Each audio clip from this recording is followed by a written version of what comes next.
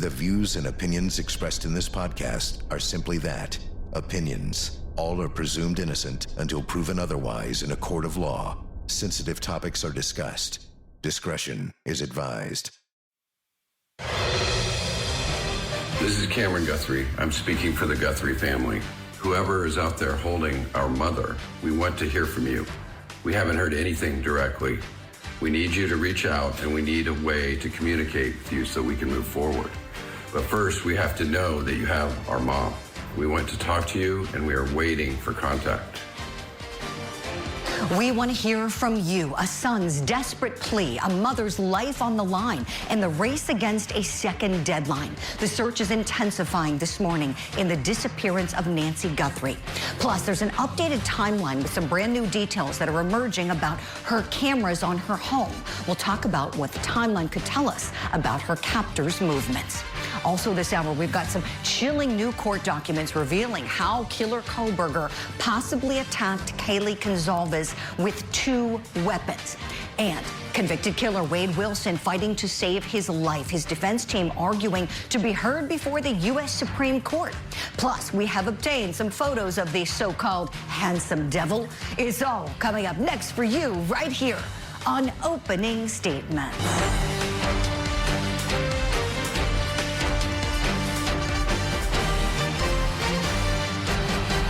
Good Friday morning to you, my friends, and welcome to Opening Statements. I'm Julie Grant. Are you ready for some coffee and some court? It's that time of the morning where we get you all warmed up and ready to go for the big day ahead on Court TV Live. And we got a tremendous show planned for you, so let's get started. Grab that cup of coffee right now. It's time for my opening statement.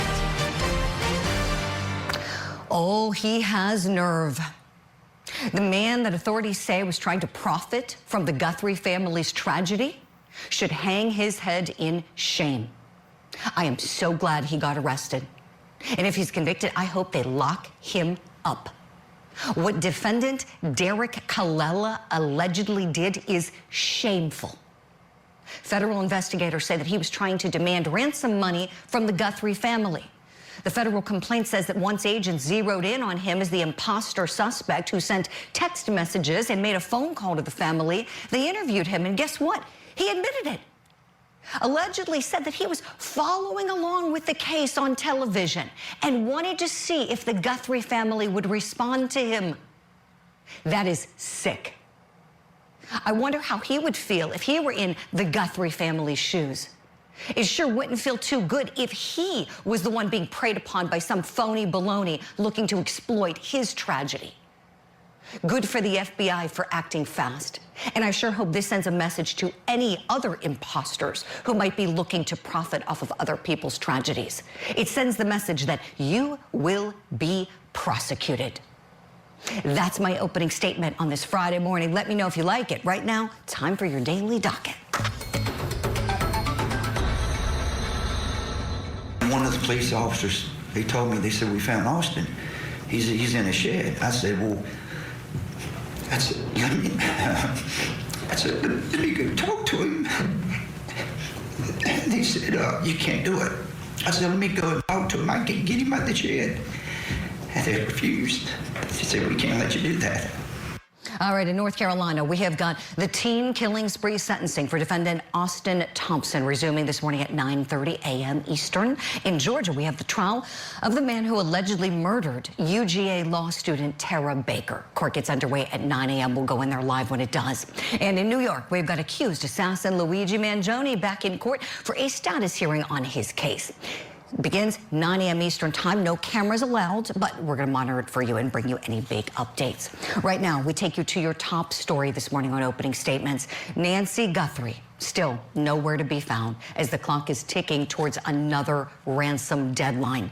Nancy Guthrie's son, Camron, is making a fresh plea to his mother's possible captors. In an Instagram post, he urged them to make contact as the first deadline in what authorities describe as an apparent ransom note has now already passed. This is Cameron Guthrie. I'm speaking for the Guthrie family. Whoever is out there holding our mother, we want to hear from you. We haven't heard anything directly. We need you to reach out, and we need a way to communicate with you so we can move forward. But first, we have to know that you have our mom. We want to talk to you, and we are waiting for contact. So what does Cameron Guthrie's message mean for this investigation? Will it prompt something? Let's ask our expert investigator guess what they think. Let me welcome in crime scene investigator Cheryl McCollum and retired NYPD detective Rob O'Donnell. Good morning to you both. Cheryl, I'll start with you. Do you think that Cameron's plea that Savannah posted late last night to her Instagram will have any bearing on the situation? Here's what's key to me. The family made a plea the night before and asked for proof of life. When Camron makes another plea at 5 o'clock at the deadline, that's because they didn't get proof of life. And what is really concerning to me is you've got a man that was just watching this case that figured out a way to text the family. This alleged kidnapper has not done that. He hasn't contacted them personally. Again, I have real doubts about her safety. Yes, Cheryl, great analysis. Rob, tell me, is it odd to you that these ransom notes that went to TMZ and 2 local stations in Tucson, one of those stations is owned by Court TV's parent company, but I want to be very clear, we at Court TV have not seen that note. It was immediately turned over to law enforcement. Is it odd to you, Rob, that whomever sent these notes would be sending them to media and not to Savannah Guthrie, or if you're going to do media, NBC? It's not unusual. I mean, people look for whatever resources they think will get the most attention here. The fact that you had the entire children with Savannah Guthrie leading the first message to whoever has their mother, and then today the son, I think is taking that celebrity, it's purposely taking that celebrity status out of it. You know, here's a real son, here's a real person, not a celebrity, not someone you see on TV that's pleading for this proof of life and pleading for, you know, the whereabouts of their mother, which takes that. These messages are very coordinated by the experts that are in this field to make certain contacts and make certain to gain certain responses back from whoever may have the mother. Yes, great points, Rob. Cheryl, back to you. The idea that this was sent to 2 local stations, I want to ask you about that. Does that indicate anything to you? Does it make you think it might have been sent by someone who lives in Tucson? It makes a lot of sense to me. If this case were about money, if this was about a ransom, you got to contact the family. You've got to, be talking to the person that's got the money. This has not been done here. So again, my concern is if you're more interested in attention than you are money, it has nothing to do with Nancy Guthrie's safety. Right, Cheryl. You know, I watched Harvey Levin last night on both Anderson Cooper's show on CNN and Sean Hannity's show on Fox, and he did a deep dive on both programs talking about the note that was sent to TMZ, and he said it was very carefully crafted, certainly not something that somebody would spend 5 minutes throwing together, and that the deadlines, one of which was yesterday, 5 p.m., the next one is Monday, he said the way it's written sounds very concerning, especially the Monday deadline, Rob, where it indicates, this is what Harvey said, that something more consequential would happen if this money isn't turned over by way of Bitcoin. And he said at TMZ they verified the Bitcoin address in their letter as being a legitimate Bitcoin address. What do you think about those facts, Rob? It's everything needs to be looked at by the experts here. The fact that the family themselves have not been contacted, leads to speculation on who this might be to begin with. If it was someone close to the family, if it's someone who knows this family well, they have all these contact information with them, and they're reaching out to TMZ and these media organizations. So because they're reaching out to local media, was it someone that was maybe doing work at the house or someone connected to doing work at the house that doesn't have real knowledge of the family but knows Nancy Guthrie and her possible worth connected to her family there? So the Bitcoin address, steps it up. Is this just, some gardener who was working at the house or somebody who was doing, some chores at the house or a delivery person? When you bring that Bitcoin aspect into it, it brings a little more technological information into it to see what kind of resources they have and what kind of planning went into this. This is not just, hey, drop off $10,000 or $1 million at the mailbox and put it in a McDonald's bag. This is, well thought out and well planned, but the way that the messages went out and the notes went out to local media and such like that, again, with the R the Gust brought up, people who were connected to the family or know the family well, the primary goal here in any hostage negotiation when there's ransom is money. They don't want to harm that only leverage they have, which is Nancy Guthrie, unfortunately, in this case. So, where we go from here, these deadlines do mean something. But again, professionally knowing these type of cases and having worked in conjunction with these type of cases, if money is the primary goal, that bodes well for Nancy Guthrie's safety, because they need her to get that money. Oh, appreciate that point, Rob. Yes, that was something that Harvey Levin said on both programs, that the note indicated that Nancy Guthrie is safe but scared. Cheryl, I want to go to you on something, just kind of taking a step back from the ransom notes and just looking at the other information we know. In particular, the sheriff making a point yesterday during that press conference to say that, I don't know where it came out in the media that there was forced entry. We never confirmed that. We never said that there was any forced entry. I don't know who reported that. And I think that just made the hair on the back of my neck stand up, thinking, well, how does some captor get in without forcing their way in? Did that strike you as odd? I would love your insights on that, please, Cheryl. Well, the first thing, even I pointed out, they showed the front door. Brian Inton went right to the front door. There appears to be no forced entry. The door is not bent. You don't see pry marks. You don't see scratches. You don't see the door frame damaged in any way. So if you're talking about forced entry, she already has a secondary door. There's not one door, there's two. I don't see any damage to either door. The blood is the most concerning thing to me. You've got droplets there and you've got a spray. That spray and the pattern of those droplets looks to me like somebody was standing still while bleeding. So, that's on the outside of the house. They've already said there's blood on the inside of the house. To me, that indicates somebody that is injured and is being moved. She's being moved out toward a vehicle. If you're a stranger, why are you harming an 84-year-old woman? It doesn't take that to control her, Julie. So I'm concerned she's bleeding. I'm concerned there's been no direct contact. I'm concerned there's been no proof of life.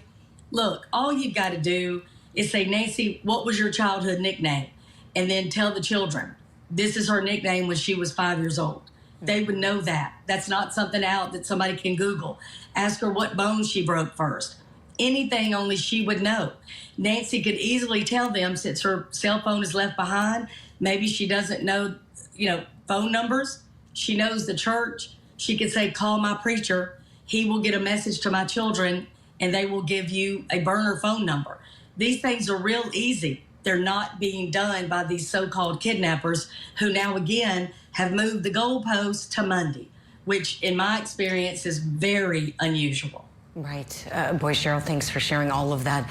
It raises a valid question, a very sad and upsetting question. But Rob, I want to go to you on this. You worked homicide for many, many, many years in your years of service with the NYPD. Do you think we have a homicide case here? Unfortunately, that needs to be looked at very greatly here. The amount of time from when the doorbell ring camera was removed, motion detection that they don't have video for, and the time that her pacemaker stopped talking with her smartwatch. You're talking about 45 minutes this person was in the house. What was being done there? The amount of blood that's outside. I also have a big problem with the crime scene here, that it was released to the family and then they went back days later, recorded it off and researched it. Listen, she's still missing. This is still a crime scene. And I get the fact everyone's a person of interest, including her children, and you have to work from the inside out in these cases. All right, where were the children? Can we clear all them? Can we clear the people connected to them? Do they have anything to do with this? All right, let's talk about anybody who was in the house, workers, people who did work at the house, which we know now was very common for her because she was an older woman who got help around the house. Work outside from them, and then you work with strangers. Because of the rural nature of this area, Tucson, Arizona, where it's really suburban and desert-like terrain, At 2 o'clock in the morning, there probably wasn't a lot of traffic. So external traffic cameras from miles away could show something here, especially for the fact that that time frame. You know, who else is driving around this area at 2 o'clock in the morning? So you can narrow it down, and this takes time, but they do have the resources there now.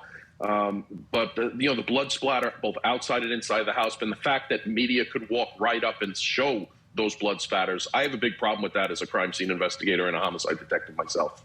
Yes, I'm so glad you said that, Rob. I was saying yesterday, why wasn't that cleaned up before the scene was released? I'm glad to hear you say that. And Cheryl, you nodded. Last word, Cheryl. You too have an issue with that. I have an issue that it was released as quick as it was. And again, when law enforcement is done, they don't clean up the scene. They just leave. And it shows me that the family also didn't call somebody back there to take care of that. I mean, it just wasn't done the way that I would have liked to see the scene be cared for at all. And there are companies that law enforcement can recommend, who do crime scene cleanup, so certainly you would think that communication would be made in an ideal scenario. This is an awful, awful situation. Our hearts break for the Guthrie family. We're sending our love and prayers from Court TV, as Savannah is a Court TV alum. Cheryl McCollum, Rob O'Donnell, thank you so much. We're going to hit a break. When we come back, our coverage continues. We're diving into the timeline, the brand new clues, and what they could tell us about who may have taken Nancy Guthrie. Plus, she was stabbed over 30 plus times, and she was struck, and there was quite a bit of damage to her face. New details in the brutal murders of the Idaho 4. Killer Kohberger allegedly using not one, but 2 weapons to murder Kaylee Goncalves.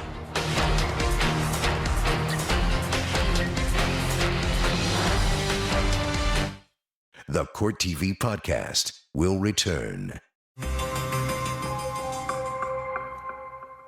Having reference to Nancy, a white female, 84 years of age, 5'2" medium build, powder blue, ring after 2,200 hours as of yesterday. Nancy has high blood pressure, pacemaker, and cardiac issues.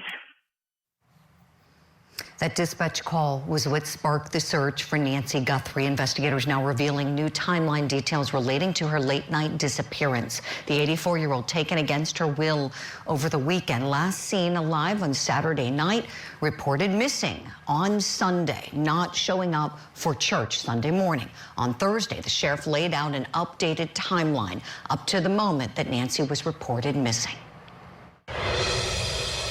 5:32 p.m., Nancy travels to her local family's home for dinner and playing games with the family, just visiting. At 9:48 p.m., which is very consistent to what we were told by the family, that Nancy was dropped off at home, and we know that because we have a garage door open at approximately, I can't stress that enough, at approximately 9:48 p.m. At 9:50 p.m., that garage door closes. It is that time we assume that Nancy's home and probably going to bed. Sunday morning, early morning at 1:47 a.m., the doorbell camera disconnects. At 2:12 a.m., software detects a person on a camera, but there's no video available. 2:28, Nancy's pacemaker app shows that it was a disconnect from the phone. And at 11:56 a.m., the family checks on Nancy and discovers her missing. And at 12:03 p.m., 911 is called in to the Pima County Sheriff's Department. Some key points in the timeline, so let's zero in on this. 1:47 a.m., that's when the doorbell camera disconnects. At 2:12, there's a person detected, but no video of that person because of the software. 2:28, Nancy Guthrie's pacemaker disconnects from her phone. So what does the timing tell us about the criminal behavior? Let's bring in criminology expert, author, and professor, Dr. Debbie Goodman. Dr. Debbie, your thoughts on the times that we're working with here, please. Thank you, Julie. Good morning. Believe it or not, if we may, I'd like to go back to even an earlier time frame. I have not heard this discussed, Julie, and I would like to discuss it with you and the Cordies, and that is, although Mrs.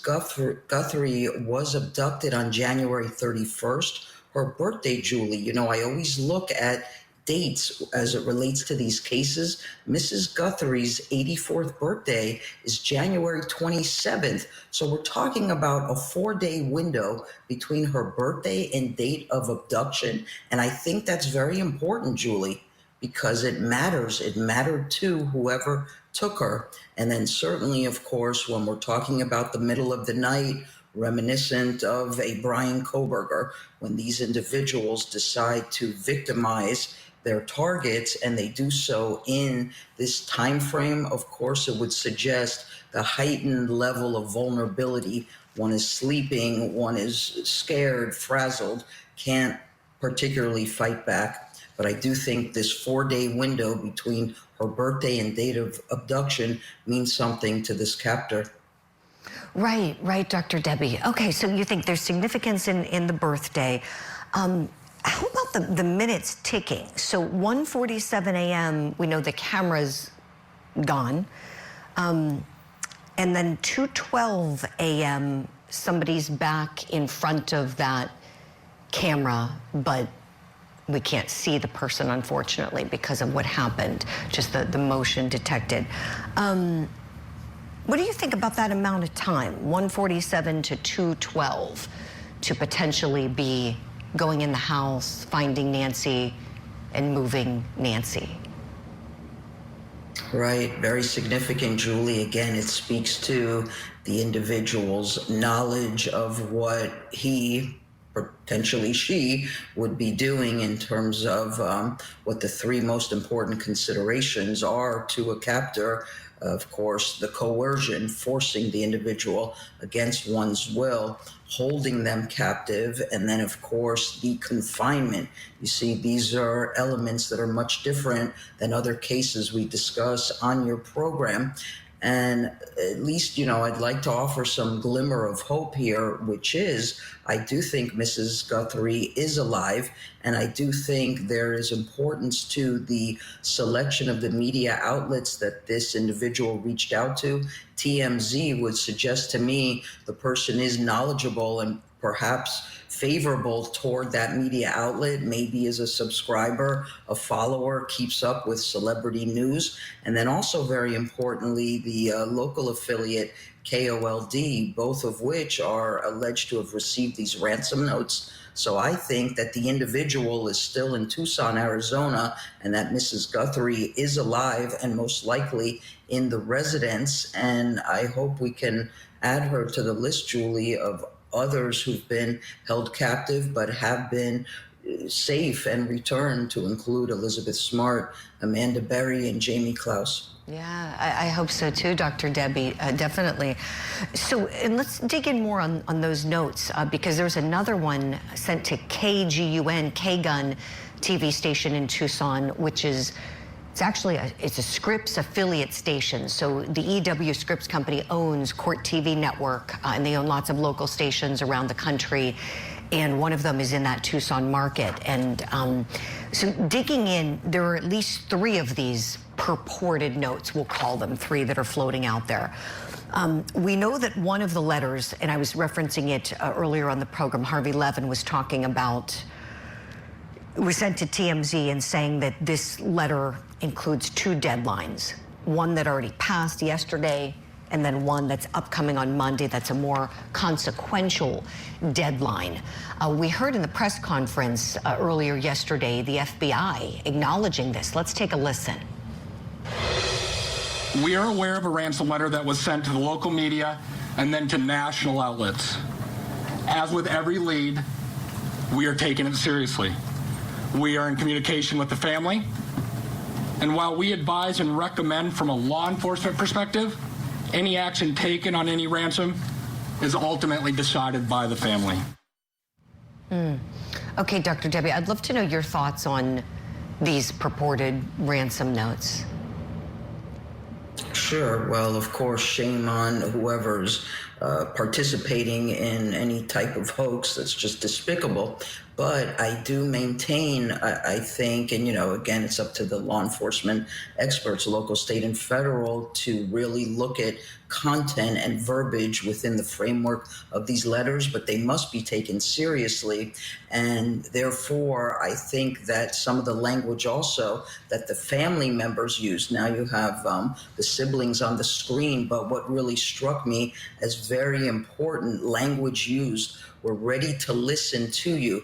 Remember, Julie, whoever this individual is, likely somebody out of control, personally and professionally, doesn't feel, high up in the hierarchical levels of life. And therefore, to use that language would suggest, okay, Mr. Individual or Ms., we're giving you the opportunity to be in control.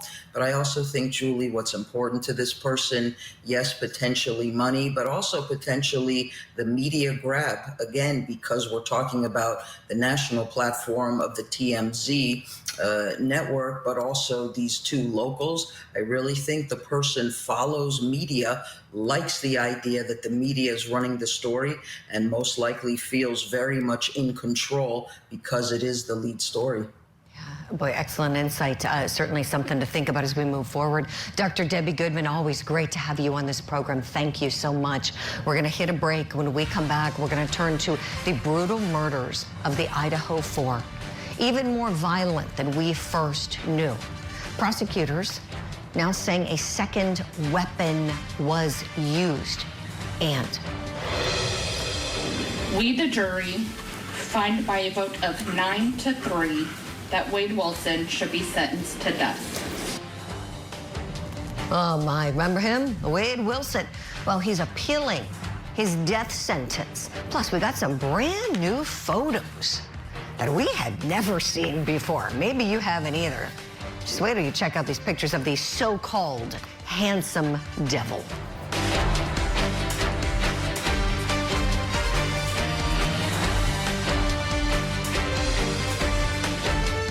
Now, back to the Court TV podcast.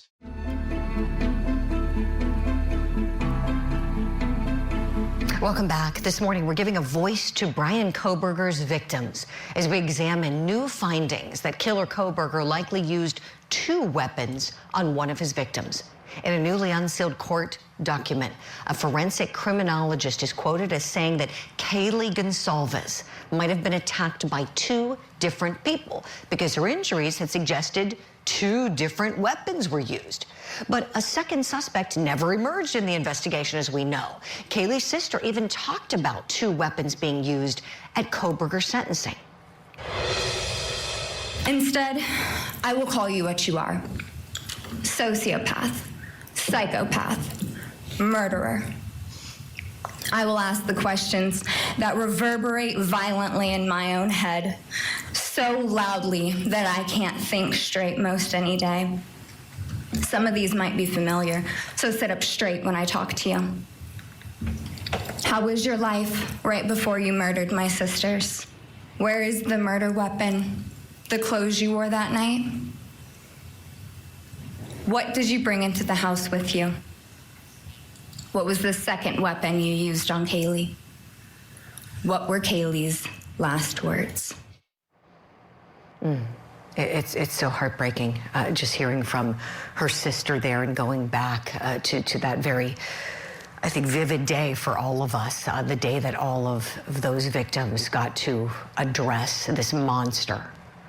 So let's talk about how these findings are determined at autopsy, how it was apparent that Kaylee might have been stabbed with more than one knife. Let's bring in forensic pathologist, Dr. Priya Banerjee. Dr. Priya, good morning to you. Tell me, when you're at autopsy, how does it become apparent that there might be 2 different weapons, let's say if we're talking about stab wounds? Sure, good morning.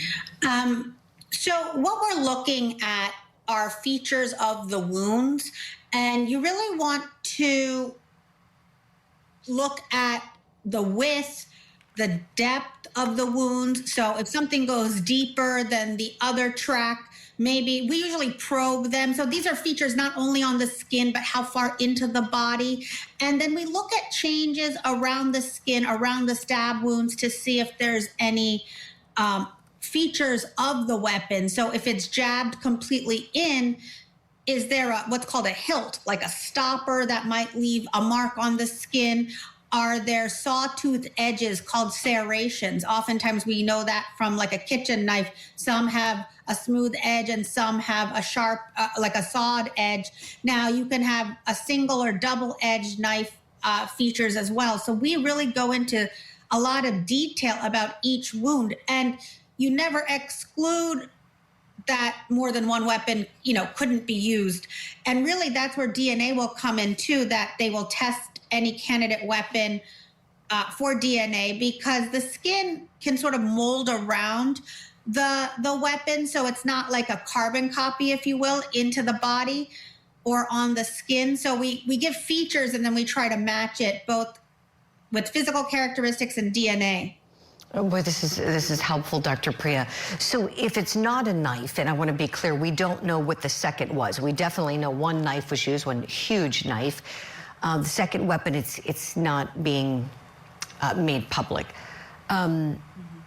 If it's not a knife, something else, does that become easier for you to see that two different weapons were involved? Well, if just to clarify, if we're talking about, let's say, blunt force injuries, right. so Which it's a she did different have to her mechanism. head. Yes. Right, correct. Yeah. That means she was beaten. So those would appear very differently on the body. So yes, we would see not only stab wounds, but if we see bruising, crushing of tissue, skull fractures, injuries to the brain or other parts of the body, that would look very different. We'd have bruising, abrasions, which are scrapes, even crushing of tissue, and maybe bone fractures, a lot of bruising within the tissues. So blunt force injuries are crushing injuries, which is stab wounds or slicing wounds or cutting with a sharp weapon. So those would appear very different. I can't imagine the sight that was left behind this beautiful young girl. I mean, all of those victims, all beautiful, but I know we're focusing really on Kaylee and what was done to her, because this was different. The other victims were only stabbed, we know that, but this was just so brutal. Dr. Priya, any thoughts on what that might indicate to you, based on your past experience, dealing with killers? What does that say to you? I mean, both stabbing and beatings are very up close and personal, but what makes me think is a lot of anger and a lot of disfigurement. Why it was, directed towards Kaylee is very perplexing to me, because it was an isolated pattern, if you will, right? It's only seen in her, whereas the stab wounds went into the other victims as well. So I don't know if she tried to fight back more and that angered him, or he had a sort of predetermined anger towards her. If I'm not mistaken, she also had was it her with the dog? Yes, you're correct. Yes. Yes. So I don't know if the dog got in the way, like trying to defend her. I mean, there's so many possibilities, and this is sort of speculation. But what it does mean to me is there was a lot more violence, and it's physically very tiring if you think about it, to strike someone so many times. So that also, is important when you think about just how much violence was directed towards her. And I'm sorry to even, speak of this, because I feel like the families are just perpetually, have to face this. And it's so hard to talk about someone's loved one, but it's so extremely violent. It really is. And I know the families want answers. That's really what they've been yearning for, is answers to this, and want to know what happened. And that monster certainly hasn't provided any answers, as you know. Dr. Priya, thank you for giving us these answers about things you look at with autopsies. We really appreciate it. We'll see you soon. And as we go to break, we want to remember those 4 innocent, beautiful victims: Maddie Mogan, Kaylee Goncalves, Xana Kernodle, and Ethan Chapin. They had their whole lives ahead of them. Bright, young, vibrant, good people. They should be here today. We want their families to know that we're thinking about them always here at Court TV. We'll be right back.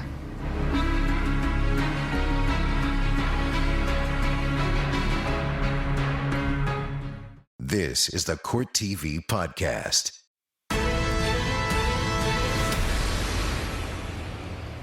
Welcome back. We're getting a glimpse of convicted killer Wade Wilson behind bars, and it is not pretty. We got these photos for you. YouTuber Melissa Jade reportedly obtained them through a Freedom of Information Act request to the Lee County Jail. The pictures were taken back in 2023 before Wade Wilson went to trial. You might remember his trial on Court TV. So apparently when he would turn his tablet on in the jail, the tablet would automatically take a picture of him. So there are lots of them. These photos show a very different looking Wade Wilson with some missing teeth as well. One photo, he's got a bandage on his head. Don't know what happened there. Apparently he cleaned up for trial, lost some weight, and was ready to go before the jury. You remember this trial, I'm sure. He was convicted of the murders of Christine Melton and Diane Ruiz and sentenced to death for those crimes. Well, now his attorney is fighting to save his life, vowing to take his case all the way to the U.S. Supreme Court if he has to. So let's talk about this. Let's talk about his appeal and those photos that might be unappealing. Let's bring in the former state attorney in Palm Beach County, Florida. He's in private practice now, our friend Dave Ehrenberg. Dave, good morning to you. Let's start with the appeal, and then we'll move to the pictures. So as I understand it, Dave, because these murders happened in 2019, his conviction in 2023, and the law changed in Florida where you are with respect to the unanimity with a death penalty recommendation from a jury, it seems that his counsel is trying to capitalize on that and saying, wait a minute, when he did the murders, it had to be a unanimous verdict from the jury. And state of Florida, you retroactively applied this new law, and it can't stand. Dave, first of all, do I have that right? And who's right here? Is this attorney right? Julie, good to be back with you. Well, the Florida Supreme Court has already rejected this, so it's going to go to the U.S. Supreme Court. But in 1977, the Supreme Court ruled that changes to Florida, back in Florida, it's always a Florida connection, changes to Florida's death penalty procedures were not unconstitutionally retroactive. And they said that because they did not change the substantive law. So I think that is probably going to be what happens here. I think the Supreme Court will probably deny cert, meaning they won't even take the case. This is a very conservative Supreme Court. This is a monster on death row. I don't think they're going to go out of their way to save this guy. Yeah, I sure hope not, Dave. You know, why should he benefit for that? You know, now the law in Florida says you need to have a minimum of 8 jurors recommending death. There could be 4 who do not recommend death, and that's enough. That's all you need. And in his case, with respect to Christine Melton's murder, the jury voted 9-3 recommending death. And with respect to Diane Ruiz's murder, they voted 10-2. And the judge followed the recommendation, recommended death for both murders. I understand his counsel has to make these arguments, but you seem pretty confident, David, they're going to fail. I think they're likely to fail. He is an excellent appellate lawyer, one of the best, and he's making the argument that I always anticipated would be made, in that Florida now has the lowest burden for prosecutors. It's only 8-4.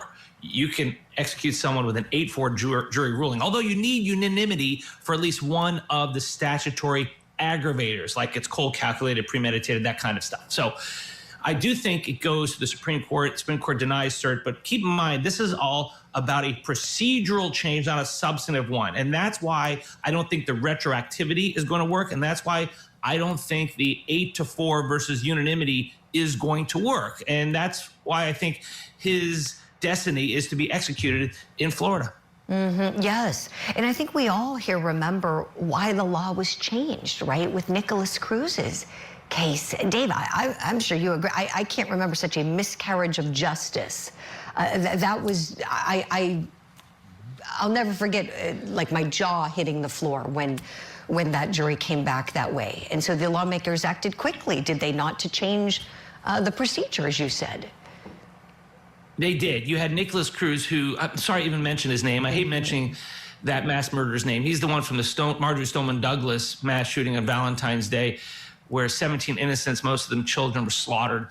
And we thought he would get a quick verdict of death, but he got 9-3, I believe, to save his life. They made him look like an infant with his sweater and big oversized glasses, when this kid was like a Nazi child, and yet and not even a child anymore. He was an adult under the law. So in response, the Florida legislature reduced it from unanimous to 8-4. That's the impact that case made. Mm-hmm. Yeah, bravo to your state lawmakers, Dave. I thought it was fantastic that they acted, and that this is what happens when we you know this, Dave. You have the death penalty reserved for the worst of the worst human beings in our society, and that's what you get. You get that punishment when you take other people's lives in such cruel, heinous ways, like Nicholas Cruz did, and this.